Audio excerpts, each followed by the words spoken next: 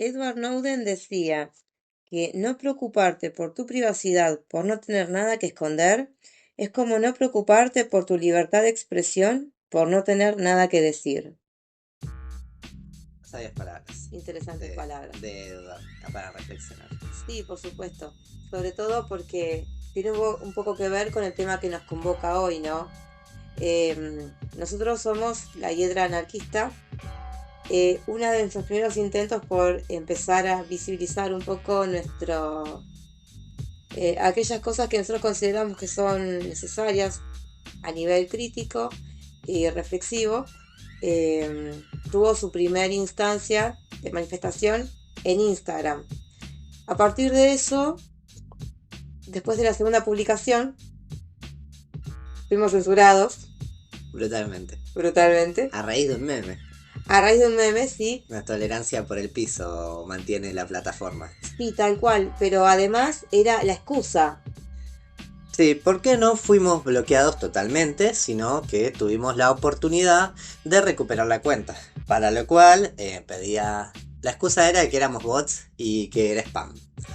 Lo cual fue muy curioso porque no nacimos ayer y no es la primera cuenta de Instagram que tenemos. Y muchas veces uno puede tener tipo 1, 2 seguidores, no tener mucha gente y existir igual. Pero bueno, pensamos en miles de razones por las cuales nos pueden haber dicho bots y realmente es que es una excusa.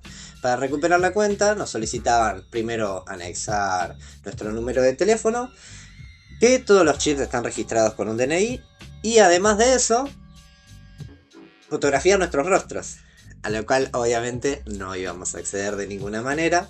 Pero bueno, eso nos hizo reflexionar un poco sobre qué tan efectivo, qué tan confiable pueden ser este tipo de plataformas para el tipo de mensaje que tratamos de proyectar y difundir. Claro, en ese sentido nosotros lo que puntuamos es el hecho de que tenemos objetivos contrarios. Esto quiere decir que los objetivos de las plataformas van en contra de los objetivos de los colectivos. Totalmente. Las plataformas están pensadas como son empresas comerciales en las cuales buscan el mayor lucro al menor costo posible, y el trabajar con digamos relaciones sociales, digamos que es a lo que se dedican, tienen una suerte de regulación y ciertos parámetros, todos los conocemos, las normas de comunidad, con los cuales hay que cumplir. E incluso uno cumpliéndolos, pero si puede ser un tanto disruptivo, puede no ser lo más ideal para el modelo de negocio que proponen estas plataformas. Tal cual. Bueno, de esta manera también lo que se hace es generar una polarización. Si lo pensamos de esa manera, los algoritmos están planeados para ofrecer a cada tipo de individuo que forma parte de las plataformas contenido adecuado a sus intereses. Claro, en ese sentido, por ejemplo, lo que hacen las plataformas es, por medio del algoritmo, brindarle a los usuarios cierto tipo de información y filtrar otras. Eso, a su vez, lo que hace es generar una radicalización de la opinión, porque cuando uno está todo el tiempo consumiendo información de la misma línea, lo que hace es justamente eso, de alguna manera centrar la opinión solo en lo que está percibiendo. Por eso se les dice que se genera la polarización y la radicalización de las opiniones. Claro, totalmente. Podemos decir que este tipo de sistema genera ciertos tipos de guetos, ¿no? Porque así como uno se interesa en tales contenidos y se promueve el consumo de esos tipos de contenidos, también se le restringe otros para no romper con la línea discursiva del producto que uno está consumiendo, el producto audiovisual o lo que sea, sobre todo digamos en plataformas que se basan mucho en lo visual, como lo suelen ser tanto YouTube, tanto Instagram, son plataformas muy visuales y bueno, pueden tener algo de contenido discursivo, todo lo tiene, pero bueno, trata de estar medio camuflado.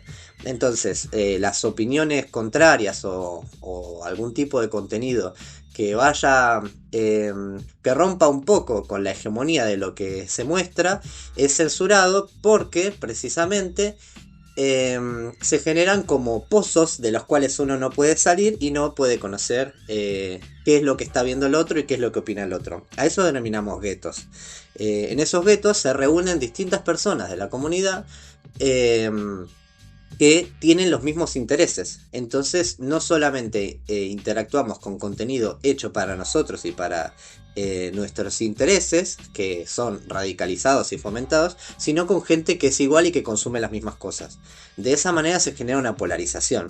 Como suele pasar, tipo la gran grieta, a la cual solemos llamar, pero bueno, el polo norte y el polo sur son extremos, no precisamente tienen que ser de un lado y del otro, puede haber muchos lados, aunque siempre los definimos como si fuesen dos, y esos lados no se cruzan a dialogar en ningún momento en estas plataformas, sino que refuerzan sus opiniones para sí mismos y en contra de el otro polo. Bien, dijiste algo muy interesante en relación al tema del consumo, ¿no? Y de los usuarios. Y fíjate qué interesante porque es a raíz de esto que también surge el tema de los influencers. Los influencers están parados en determinada postura y lo que hacen muchas veces es replicar esos modelos que son la fórmula de consumo. Es por eso que nosotros, por ejemplo, a la hora de diagramarlo de alguna manera, podemos titularlo como que lucran con nuestras vidas, porque lo que hacen justamente es ponernos como objetos de ganancia. Era más o menos por ahí que lo que se hacía era generar todo el tiempo la idea de que si nosotros estamos recibiendo mucha información o muchos estímulos de manera gratuita, en realidad es porque somos nosotros la mercancía. La típica frase. Si algo es gratis es porque vos sos el producto. Literalmente, como el tema de los influencers, como bien mencionás, no, no presentan algo nuevo, no presentan algo innovador, no presentan algo disruptivo. Pueden tratar de camuflarse de que sí, pero lo único que hacen es reproducir y reforzar las mismas propuestas del sistema y de las plataformas. Sí, exacto, porque incluso fíjate que el algoritmo hace que uno esté cada vez consumiendo más. Por lo tanto, podemos decir incluso que también estas redes sociales funcionan como una droga, justamente por esto de que están todo el tiempo yendo a lo que son los mecanismos de recompensa, por los likes, por los me gusta, los me encanta, las reacciones, todo eso genera estímulos que hace que uno, sin darse cuenta, termine pasando cada vez más tiempo en las redes sociales y consumiendo contenido basura, porque es todo el tiempo el mismo contenido envasado en de diferentes formas, pero que siempre es la misma fórmula repitiéndose. Entonces, claro, en este aspecto a mí me gustaría quizás hablar un poco de cómo funcionan las redes en relación a lo que es el conductismo.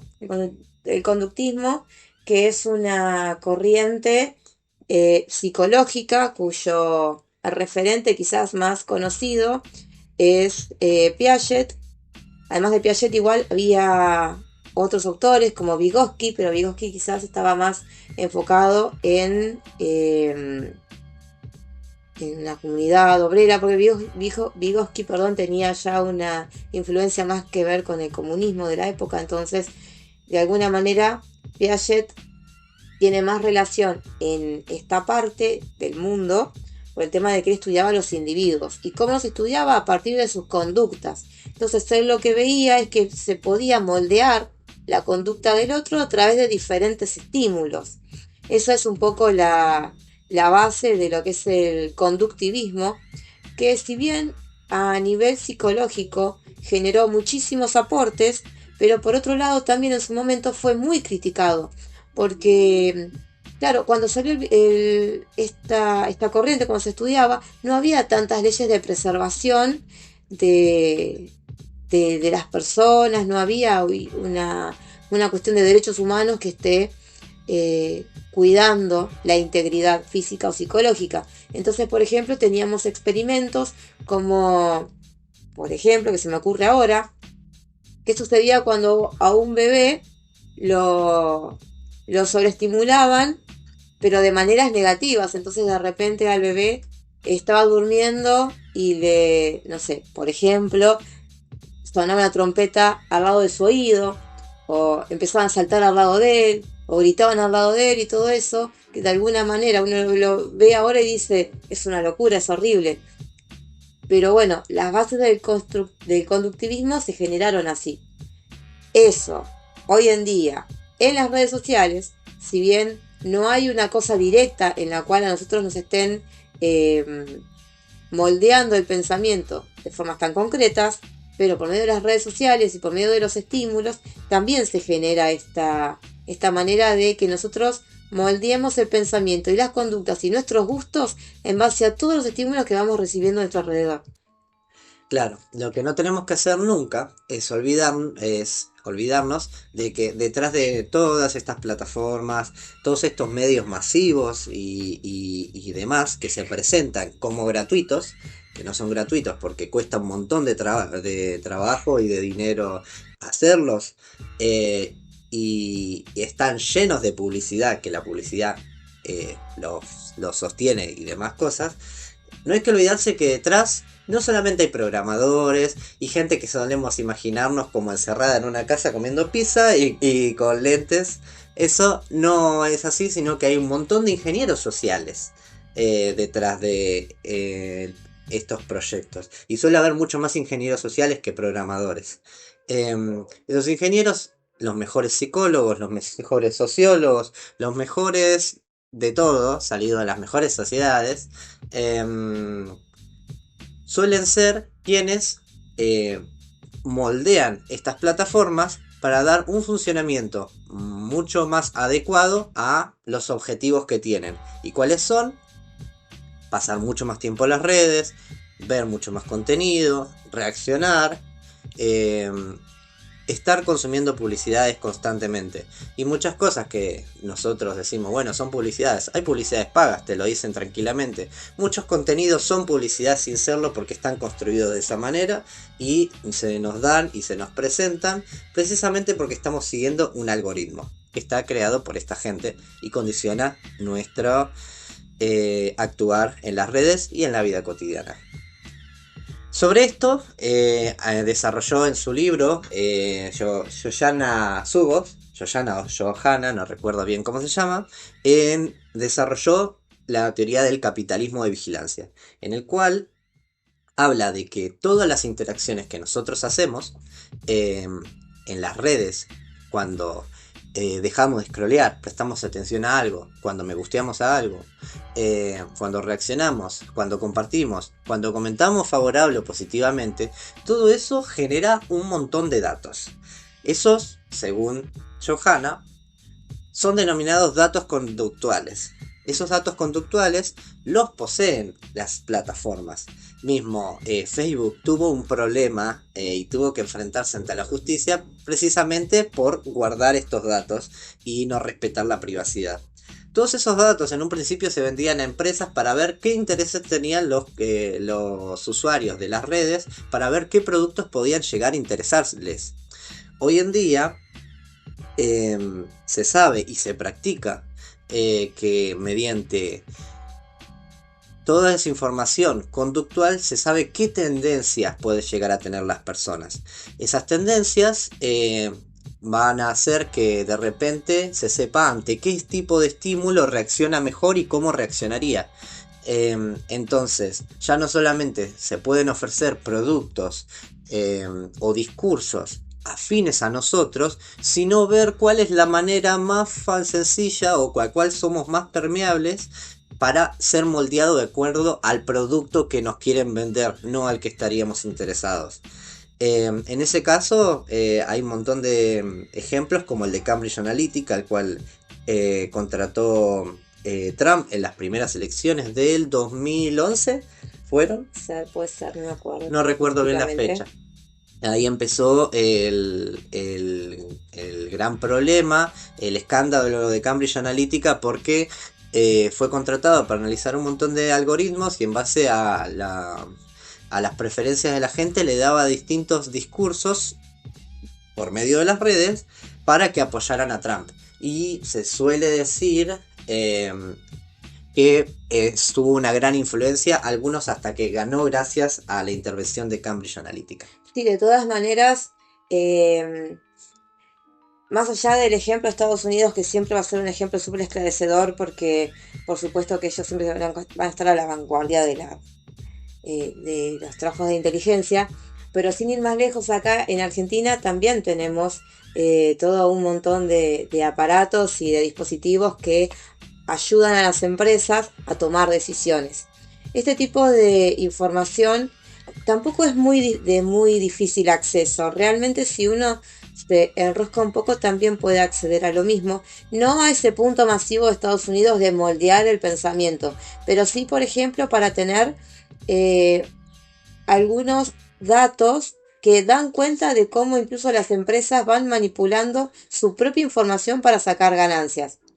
Por ejemplo, más allá de Cambridge Analytica, acá el ejemplo que quiero traer es el de Pegasus. Pegasus es una plataforma que ayuda a analizar datos. Y además lo que hace es arrojarte cierta información que hace que vos puedas ver datos sensibles. Y esos datos se pueden leer y se pueden sacar conclusiones. Uno de los ejemplos que quiero traerles hoy es un ejemplo que me contaron que sucedió hace mucho tiempo. Y haya sucedido hace mucho tiempo no quiere decir que ahora no esté sucediendo, pero por ejemplo, uno puede acceder a las bases de datos de las empresas para ver quiénes son sus clientes. Cada cliente tiene un número de clientes, de la empresa que sea, no importa. Pero ese número de clientes se puede rastrear y se puede llegar a tener mayor información. Entonces, por ejemplo, podemos tomar el caso de la ex Telefónica, que cuando nosotros analizamos, digo nosotros, pero en realidad vine como para seguir con la línea del programa de discurso. Pero, por ejemplo, si uno analizaba cuáles eran los primeros clientes de Telefónica, se encontraba con que estaban las grandes empresas tipo ANSES, ANFIP, PIP, ARBA, incluso Telefónica mismo.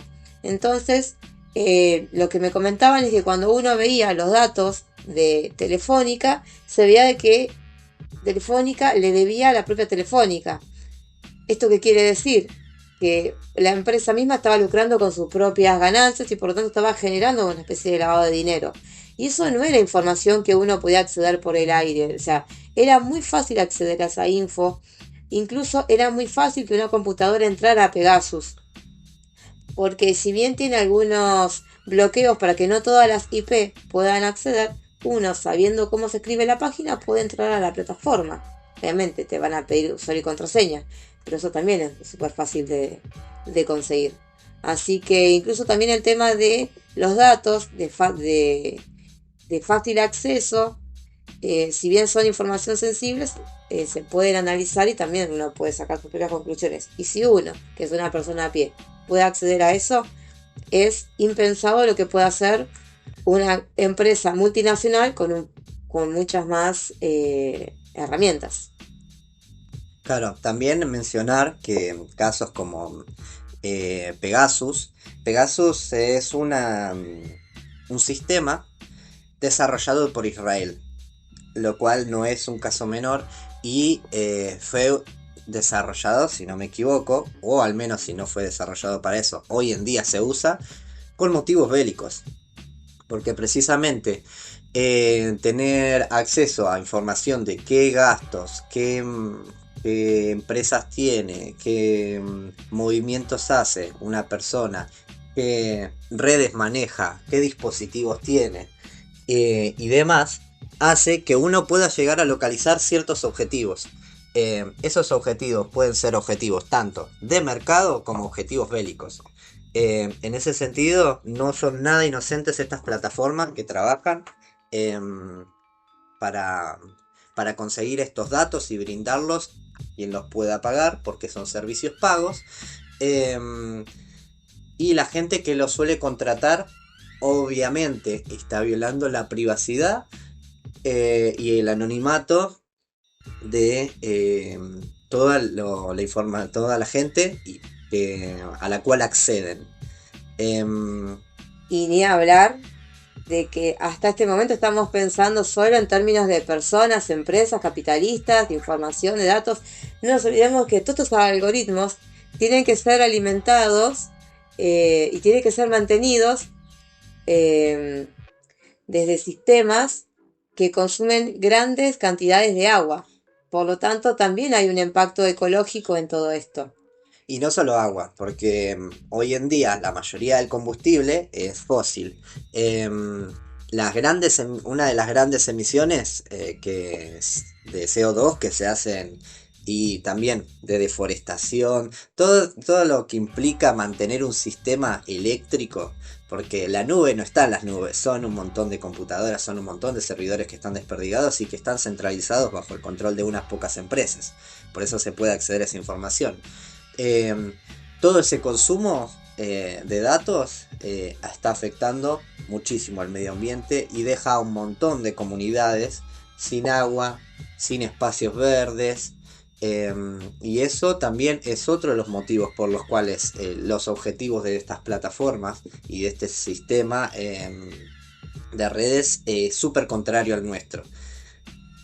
Tal cual. Más allá de que sea súper contrario y que cada vez es aún más claro la diferencia que hay entre ellos y nosotros, también tenemos que entender de que manejan unos niveles de información, volviendo un poco al tema de los dispositivos y de los recursos que ellos tienen, incluso para también marcarnos, para que también sepan ellos con nombre, apellido y foto quiénes somos nosotros, qué es lo que estamos haciendo y por qué nuestra presencia es una amenaza.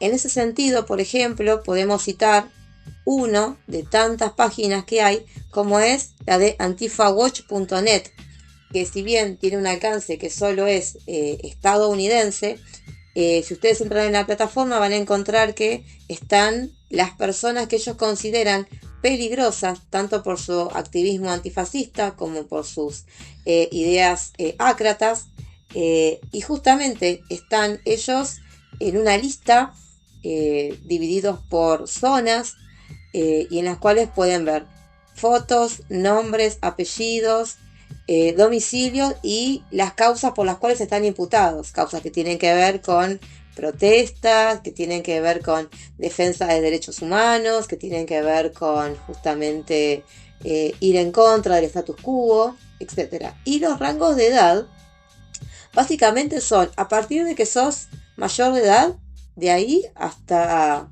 la edad en la que te encuentres vivo, porque encontramos chicos muy chicos, gente de 20, 22 años, activistas ya mucho más adultos, 50, 60 años.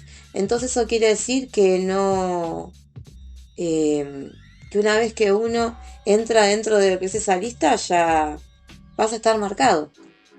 Sí. Mencionar al respecto de páginas como estas, que no solamente es una recopilación de datos que pueden hacer los grupos de ultraderecha o demás cosas a pie, localizándonos, sino que están precisamente alimentados por las mismas redes, por los mismos algoritmos que seleccionan, marcan y siguen a gente que tiene este tipo de activismo. Por ejemplo, la razón que nos convoca hoy en día para restablecer una página por un meme, que podría llegar a decirse que es subido de tono, no, yo creo que no, pero bueno, podría llegar a incitar algo.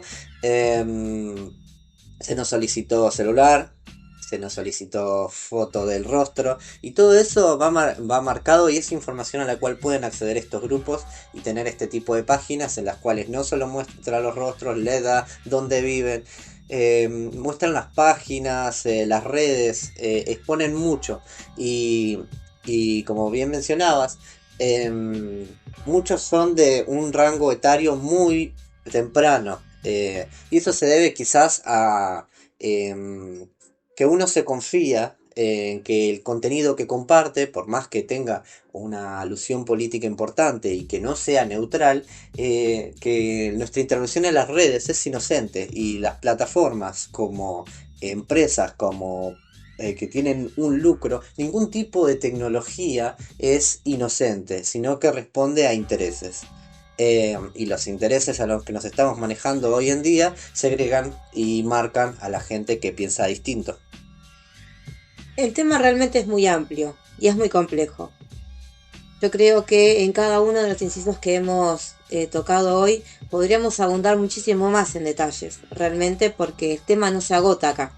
Por eso siempre vamos a invitar a que no solo se queden con lo que nosotros decimos, que si bien es algo que es un trabajo que tiene más que ver con un cotejo de autores, es una exploración y una investigación constante y continua. Pero bueno, más allá de todo esto expuesto el día de hoy, viene la pregunta de rigor. ¿Qué hacemos? ¿Quemamos las computadoras? Salimos de la Matrix, ¿Salimos de la Matrix? claro. O podríamos, porque uno no puede simplemente desaparecer e ir al monte, De hecho, creo que no se puede, la huella digital queda y queda para siempre. la huella digital ya es imborrable. La vamos marcando a lo largo de nuestra vida. La huella digital propia es nuestro propio registro. Pero si podemos limitar nuestro accionar actual como individuos, para todos los ciudadanos a pie, de qué es lo que compartimos, cómo lo compartimos, cuánto exponemos, qué decimos en las redes. Hoy en día casi salir de las plataformas y no tener redes puede ser incluso más perjudicial que no tener un documento de identidad. Así que puede ser difícil para algunos abandonar estos medios y buscar medios alternativos, pero sí tener en cuenta algunas indicaciones para evitar quedar marcados de ciertas maneras. Como no exponer contenido delicado o político, no usarlo para comunicarse con organizaciones afines, porque obviamente no solamente nos marcamos nosotros por relacionarnos con ellas, sino que en todo caso podemos marcar a personas si somos organizaciones. Marcamos a los compañeros, claro. No tenemos que subir fotos de rostros y demás cosas. Prácticamente las redes funcionan como pederastas. Si nosotros brindamos información, pueden usarla en nuestra contra y en contra de nuestra gente querida o nuestros colegas. Sí, por supuesto. Y además es muy difícil que esa huella digital, por ejemplo, la que estabas mencionando, no se alimente cuando ya con el simple hecho de que nosotros agarremos nuestro celular y abramos Facebook, la cámara ya está filmando. El micrófono ya está activo. Entonces, a veces parece inocente cuando uno está hablando con otra persona mientras está scrolleando, pero lo que está haciendo es abriendo la puerta al espionaje. Porque quizá parece que no, que uno dice, bueno, pero yo no tengo nada que ocultar. Y de esta manera arrancamos desde el inicio. Uno siempre tiene que preservar ante todo su propia privacidad, porque son nuestros datos finalmente los que van a estar siendo volcados en internet y es lo que nos va a transformar en mercancía y es lo que no tenemos que dejar. Totalmente.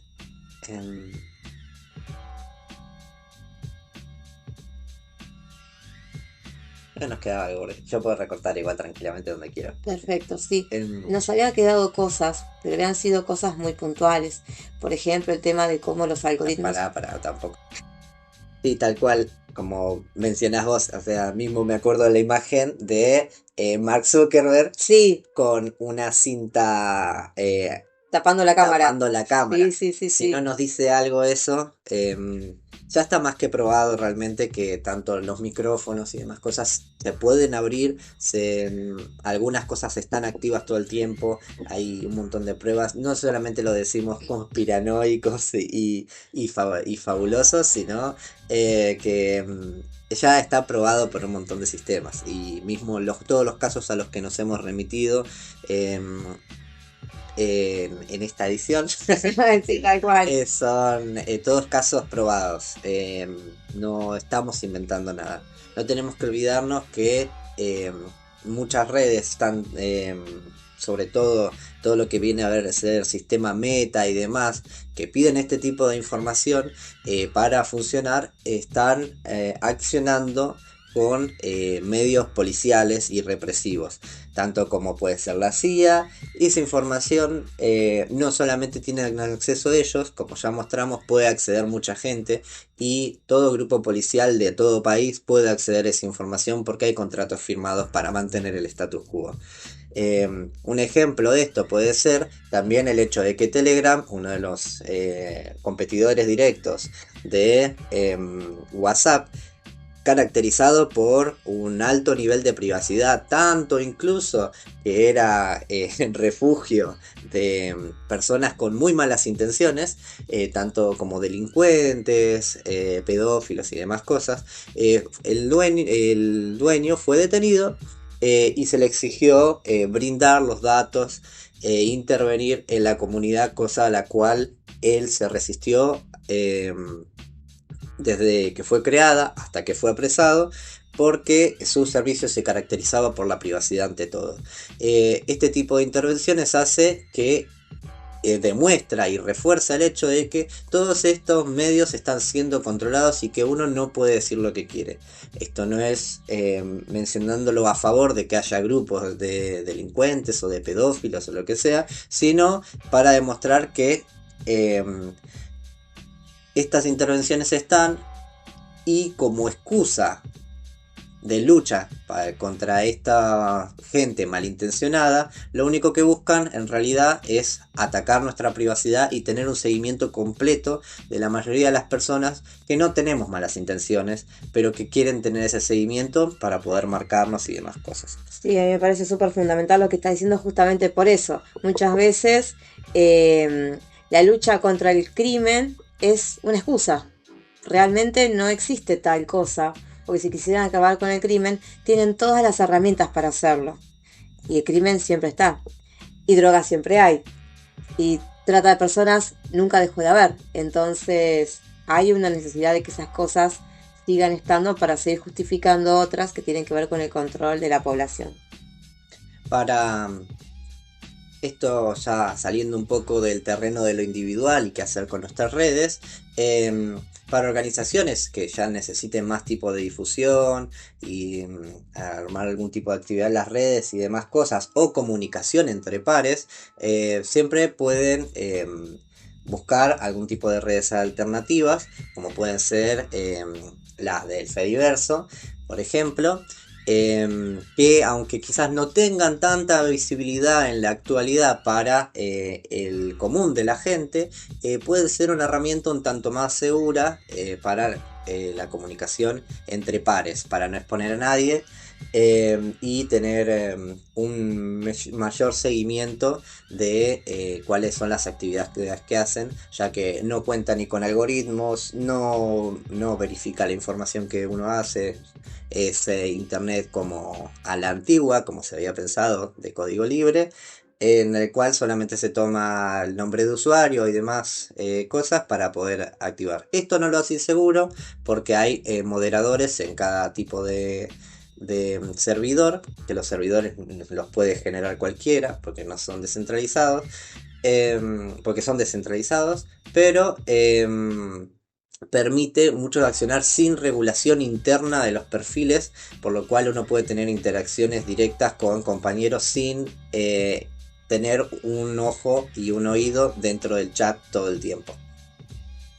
Así que bueno, creo que sin más nos despedimos.